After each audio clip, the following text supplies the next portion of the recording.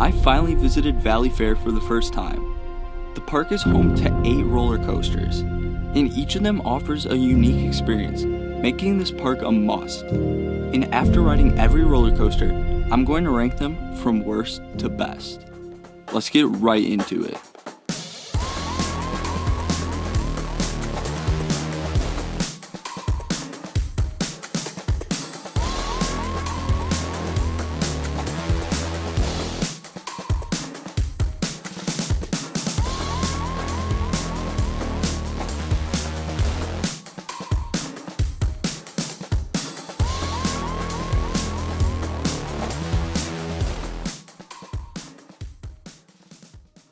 Starting the list off at number 8 is Cosmic Coaster.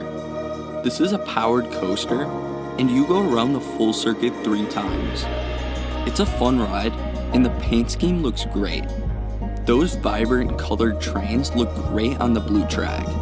It just fits perfectly into the Planet Snoopy section of the park.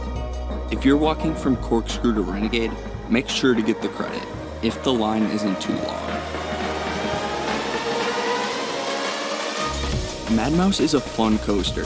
I wasn't expecting the forces to be as strong as they were. On each ride, the airtime hills were hitting hard, almost to the point where it hurt, and the laterals on the turns were very strong. This is a rare coaster, and one of only 2 current rides operating. Corkscrew is another aero coaster. Opening in the 80s, this ride is a classic. But sometimes old is gold, and that is definitely the case with Corkscrew.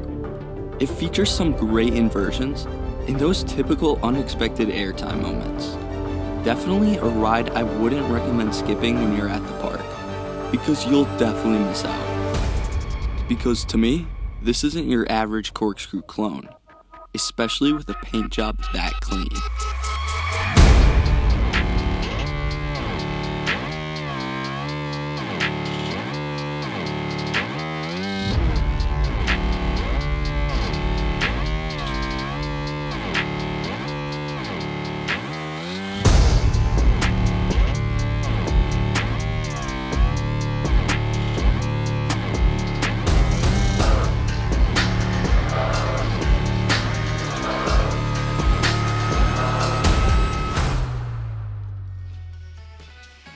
High Roller may not be a world-class wooden roller coaster, but it is without a doubt the most underrated wooden roller coaster I have ever experienced.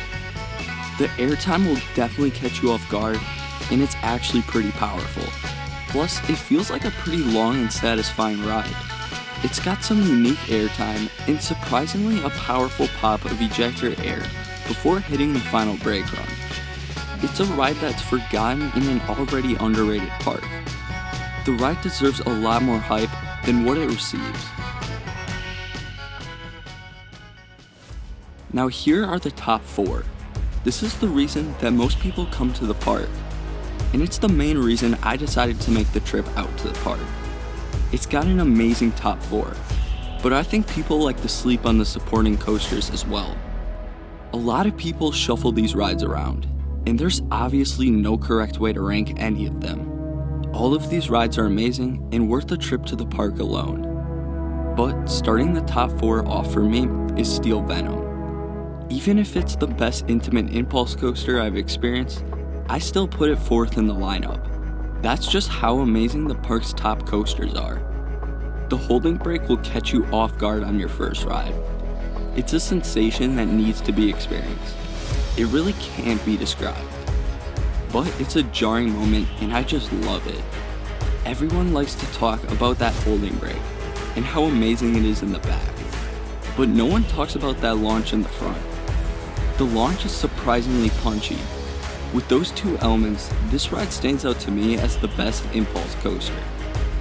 Each impulse I've ridden feels underrated and a forgotten part of the lineup.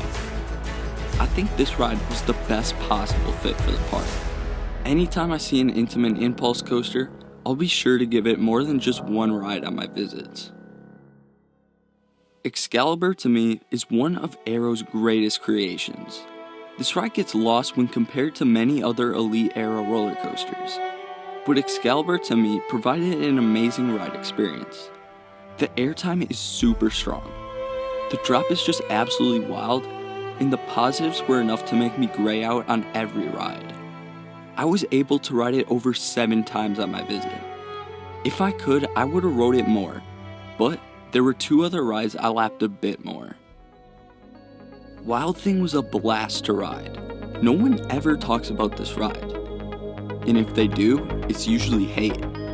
People say it has no airtime, and like to call it a tame ride. But this ride is slept on.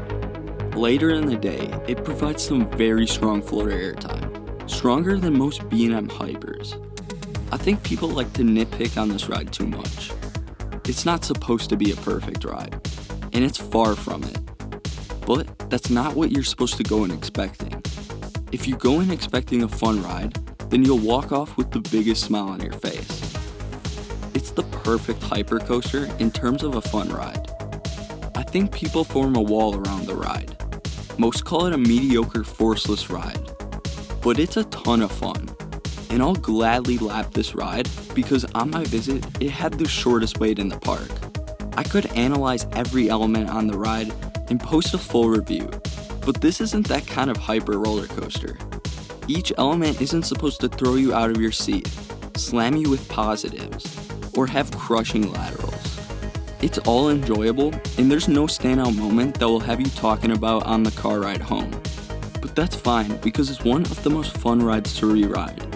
And I'm sure on your first visit to Valleyfair, you'll be wanting to ride this more than once. You won't find this ride in my top 20, but you can't find it in my most ridden list, which is why I love it. I think everyone saw this one coming. My favorite roller coaster in the park is Renegade, and it's not even close. This was one of my favorite wooden roller coasters. I could talk about this ride for hours, but I already posted a review on the ride, and if you want my full thoughts, I totally recommend watching that video. When I first saw this ride, I thought this would be a great wooden roller coaster that would carry the park, and I thought it wouldn't even touch my top 15 or even 20. And then I rode it, and thought this was a world-class wooden coaster, and it easily made my top 10.